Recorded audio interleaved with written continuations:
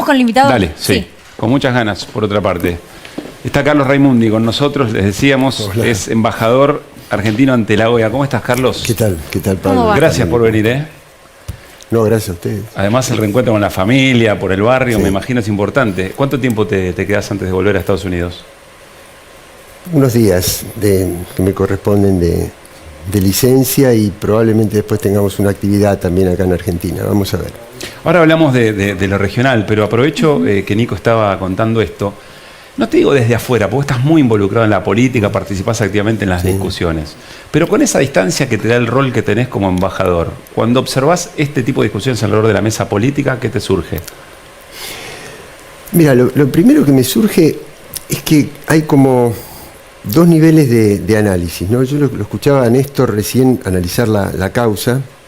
Y es cierto, uno se mete dentro de la causa, el nombre del fiscal, los cuadernos, la letra. Ahora, si vos lo mirás de un poquito más arriba, ves que en toda la región es exactamente igual. Exactamente igual en Ecuador, exactamente igual. Basta que el presidente de México diga que va a nacionalizar la energía para que se convierta en corrupto, para que se convierta en... No falla. Para que primero viene la cuestión del escarnio público a través de los medios. Y después viene la judicialización de eso para que una vez que vos estás condenado por la sociedad, después la justicia no puede hacer otra cosa que condenarte. Entonces ahí es donde te das cuenta de que hay un plan, regional. Yo sé que a veces lo relaciono con la sensación que teníamos al principio. ¿Pero un plan de quién? Perdón, Carlos. Del poder financiero globalizado, el que necesita quedarse con nuestras riquezas, de lo que está en disputa, el litio, el petróleo, los yacimientos, el producto de la fertilidad que tiene la tierra, la Amazonia. El agua, ¿no? El agua, por supuesto. ¿Pero qué se trata? ¿De debilitar a sectores políticos que tienen un planteo soberano sobre eso? Claro, absolutamente. Por eso te decía, no, cuando recién empieza la dictadura, después nos dimos cuenta, pero al principio desapareció un compañero de acá, faltaba una compañera, y no nos dábamos cuenta, creíamos que eran hechos puntuales, que eran hechos aislados. Y después, visto en perspectiva, nos dimos cuenta que era un plan. Bueno, hoy ese plan no tiene la proscripción desde el punto de vista militar, la inhabilitación a través de la ley, sino a través de estos otros mecanismos. Entonces, lo que me da la impresión es que lo que todavía nos falta es cómo entrenar a nuestros pueblos para que noten que estamos siendo objeto de un plan. Ahora, yo te entiendo, Carlos, pero... Que no es la cuestión de la causa, del juicio, de se sentó, la audiencia, que es importante. Sí, mirar en perspectiva. Pero si no, pero no se dan cuenta que están jugando con nosotros, pero, Carlos, yo te porque digo, lo que está en juego son los miles de millones de renta de los recursos naturales, si se lo quedan los monopolios o si lo quedan los pueblos. Pero, Carlos, eso es lo que está en juego. Vos planteás este escenario con el que podemos estar de acuerdo, sabés que sí. Y después yo veo que la otra noticia de política nacional más importante es quiénes son los 5 de uno, si pongo 5, si pongo 3, si pongo 2, para ir a una mesa a discutir algo. Y vos decís, pero no es la gente la que está atrasando en ese sentido, son los dirigentes. La gente nunca, no culpo, yo creo que la gente nunca atrasa, que hay responsabilidades de las mediaciones políticas. Yo creo una cosa, Pablo, yo pienso, en la Argentina tomemos solo el crédito del Fondo Monetario. Entraron 45.000 millones de dólares. Así como entraron, se fueron y se los llevaron 100 vivos. Maximizando inclusive la renta financiera en el momento que estuvo ese dinero en el país. Y después lo fugaron. Y no tenemos una sociedad movilizada con eso. Yo creo que eso es una cosa que tendría que estar. Yo digo, ¿qué haría yo a título personal? Estoy diciendo, ¿no? Pero la dirigencia tampoco invitó a movilizar por eso. Más bien lo que quiso hacer fue tratar de negociar el mejor acuerdo posible. Bueno.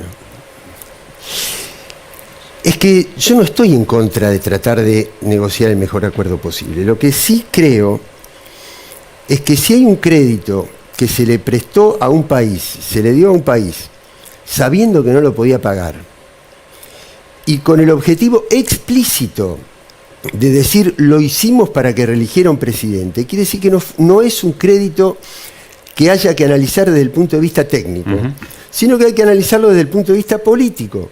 Entonces, una cosa es un negociador técnico, un economista que se va a reunir con el staff técnico del Fondo Monetario, y otra cosa es si ese mismo técnico y economista se reúne con un pueblo atrás que está concientizado, organizado y movilizado. Son dos formas de encarar la misma negociación técnica desde dos perspectivas absolutamente distintas desde el punto de vista político. Ahora, viendo... Entonces digo, estas cosas, ¿yo qué haría? Mirá, fútbol, en el entretiempo, esto. Sticker en la parada de los colectivos, la cara de los tipos que te remarcan. Si vos tenés 50% de chicos que están en la pobreza y tenés una empresa que está en precio cuidado, pero para salir de precio cuidado te cambia la etiqueta y te pone un gramo distinto, vos tenés que saber quién es la cara de ese tipo, quién es, qué es lo que hizo y hacer docencia política. Eso es lo que yo creo que es una asignatura pendiente. Y que cuando vos conducís el Estado, yo sé que conducir el Estado no es todo el poder, claramente, pero te da una caja de herramientas, un instrumental que hay que utilizarlo a pleno y que a mi modo de ver no está utilizado a pleno. Ahora, Carlos, si uno ve la región, Boric en Chile, bueno, Arcel después del golpe en Bolivia, Alberto Fernández y el peronismo en la Argentina, Lula regresando en Brasil, Petro ganando históricamente en Colombia, Pedro Castillo, sabemos cómo está terminando ahora esa historia, pero con un triunfo en su momento. Digo, hay pueblos que eligen a esos, si se quiere, movimientos políticos progresistas que en un punto serían ponerle un freno a ese poder financiero. ¿Por qué eso no se entiende desde la dirigencia, por ejemplo, de la OEA? No, pero la OEA es otra cosa, porque en la OEA hay, a ver, lo más sintético y lo más clarito. Hay una apariencia democrática, porque cada país tiene un voto, pero hay 32 estados, de los cuales 2 concentran el 80% del PBI y de la riqueza. Hay 2 estados que son de la OTAN en la OEA. Quiere decir que tienen intereses, Canadá, ¿no? Estados Unidos y Canadá. Quiere decir que tienen intereses distintos, tienen perspectivas distintas. Es decir, el sur global, la América que representa al sur, necesita ser más soberana. Y la OTAN necesita poner límites a nuestra soberanía. Quiere decir que la OEA no es un parámetro. La OEA no es, ¿Y quién no tiene es que ser parámetro? La OEA está formada hace 80 años desde la perspectiva de la posguerra y no ha cambiado. Por lo tanto, ha quedado anacrónica. ¿Qué organización es parámetro entonces? No, entonces... Bueno, CELAC debería ser uno de los parámetros. Si se reconstituye UNASUR debería ser otro. Es decir, la región, desde una mirada del sur, desde una mirada de los pueblos que luchan para conseguir adueñarse de lo que somos dueños. Esa riqueza que decíamos recién es nuestra. ¿Por qué los ricos son los monopolios y los pobres son los pueblos? Si los países son ricos. Entonces, hay una perspectiva del norte, que es la del capital financiero globalizado, que es quedarse con eso. Y hay una lucha de los pueblos, que es apropiarse de eso. ¿Por qué tenemos que ser pobres si somos ricos? ¿Por qué si aumentaron los precios internacionales de la energía y los alimentos, que son cosas que nosotros producimos en abundancia, nuestros pueblos no disfrutan de ese incremento de precios? Porque el problema no es el precio, el problema es quién se apropia de la renta. Eso es lo que está en juego. Y por eso A ver, otra cosa que tenemos problemas. Somos muchos estados y necesitamos integrarnos. Los monopolios son 3 o 4. Las vacunas las daban 3 o 4 laboratorios. O sea, los servidores digitales son 3 o 4 y nosotros somos 32 estados. Tenemos que integrarnos. Si no nos integramos, no damos respuesta en escala a la concentración en escala que viene del otro lado. Carlos, Nico, perdón. Sé que los dos tienen preguntas. No, quería preguntarle a Carlos. Recién dijiste que después de la presentación que hizo mi compañero, que hay un plan regional. ¿Qué rol ocupa la OEA dentro de ese plan? La OEA tiene una historia, Nico. La OEA tiene una historia de silencios, de complicidades. Es decir, la OEA se crea en 1948. Sí. Decime cuántos golpes de Estado, cuántas dictaduras, cuántas invasiones hubo. ¿Y dónde viste que la OEA fuera un instrumento para para neutralizar eso. Bueno, también No, existía no, la ONU, por ejemplo, y los golpes de Estado se dieron igual. Sí, y sí, por supuesto. Pero escúchame, espera. La ONU existe hoy. En la ONU, 185 países votaron levantar el bloqueo de Cuba. 2 votaron en contra. 185, 2. Y el bloqueo no se levantó. ¿Qué te pasa cuando Es te decir, cruzás el con problema es el poder, no la cantidad de estados. cuando te cruzás con Luis Almagro? ¿Qué te pasa? No me Se lleva cruzo. bárbaro. No me cruzo, no. Porque Luis Pero lo Almagro ves. tiene sangre de bolivianos en las manos. ¿Pero nunca te lo cruzaste Sí, personalmente? claro, Ah. cómo no me lo voy a cruzar. Y Pero ahí bueno, todo bien.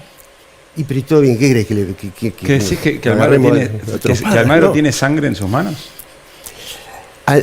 Cuando la OEA dice, Almagro dijo, la dictadura en Bolivia la genera Evo Morales queriéndose quedar en el poder. Hubo fraude en la elección, hicieron fraude. Y a partir de esa declaración, los grupos de poder, Fernando Camacho, que es el mismo que está trabajando ahora y queriendo separar la provincia de Santa Cruz y generando violencia, y no atendiendo las citaciones judiciales, y incendiando dependencias públicas, ahora, no en 2019 cuando Sí. se dio el golpe.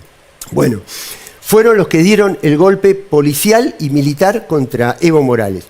Eso generó una matanza colectiva parecida a las cosas que han pasado en otras capitales y que están sucediendo lamentablemente en las ciudades del Perú en este momento. Quiere decir que hay una responsabilidad en la violencia que tuvo. Y además Almagro es un hombre que participa de las reuniones internacionales con el macrismo. Y el macrismo está imputado de entregar material para garantizar la represión a los pronunciamientos populares en Bolivia contra el golpe de Estado. sí. Quiere decir que hay un esquema de poder. Almagro pertenece a ese esquema de poder. A ese esquema de poder que lo que trata es de impedir los levantamientos y los pronunciamientos soberanos de nuestros pueblos. Es tan simple como eso. Carlos, gracias, un placer escucharte. No, al contrario, Gracias quedaron por venir. tantas cosas para... pero Bueno, gracias por sacarlo. cuando estés en Buenos Aires, avísanos. Dale, cómo y no. venís. Cómo Un no. domingo Un también. gran si abrazo no. a la familia. Dale, gracias. Además. Gracias. Gracias a ustedes. Nos vamos al corte último.